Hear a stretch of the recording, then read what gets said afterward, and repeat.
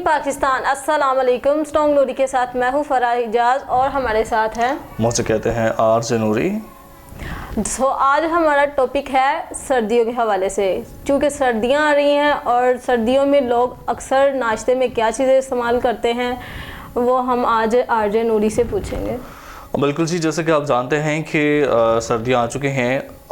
अब लस्सी का इस्तेमाल जो है अब नहीं होने जा रहा, क्योंकि सर्दी में लस्सी कुछ लोग पीते ज़रूर हैं, नाश्ते में ज़रूर लेते हैं, लेकिन सर्दियों में लस्सी ज़ाहिर ठंडी होती है, तो सर्दी की जो शिद्दत है वो ऑलरेडी बहुत ज़्यादा होती है। लेकिन जब आप लस्सी पी लेंगे आपको एक तो नींद भी बहुत ज़्यादा आएगी, और दूसरी बात यह है कि ज़ाहिर है सर्दी में लस्सी का इस्तेमाल करेंगे तो आपकी भी जो कुल्फ़ी है वो बिल्कुल बन जाएगी। लेकिन अब लोग लस्सी को इग्नोर करते हुए क्या कर रहे हैं, कॉफ़ी का इस्तेमाल कर रहे हैं, चाय का इस्तेमाल कर रहे हैं। जो चीज़ें उनको सर्दी में हेल्प करती हैं वो चीज़ों का नाश्ते में इस्तेमाल कर रहे हैं।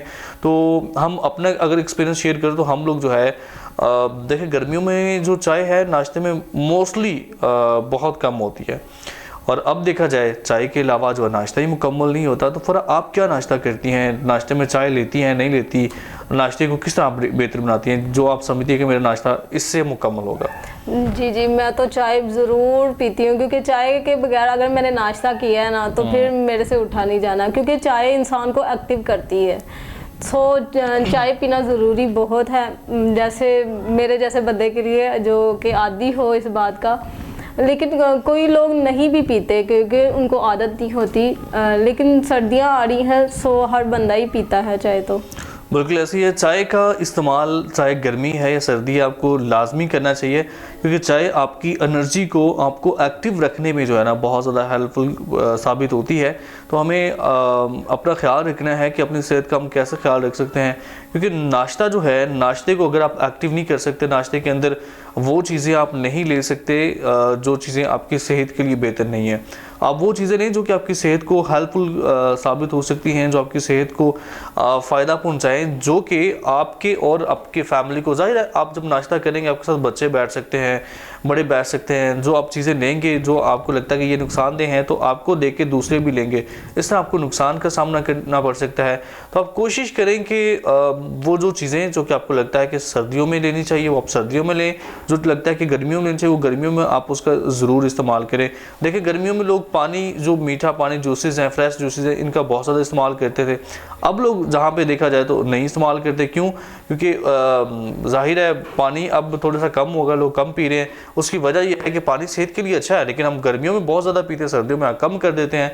लस्सी गर्मियों में बहुत ज़्यादा पी जाती है, सर्दियों में बिल्कुल कम हो जाती है। कुछ लोग तो सर्दियों में भी लस्सी का इस्तेमाल करते हैं। क्यों? क्योंकि वजह यह है कि वो एक आदी हो जाते हैं।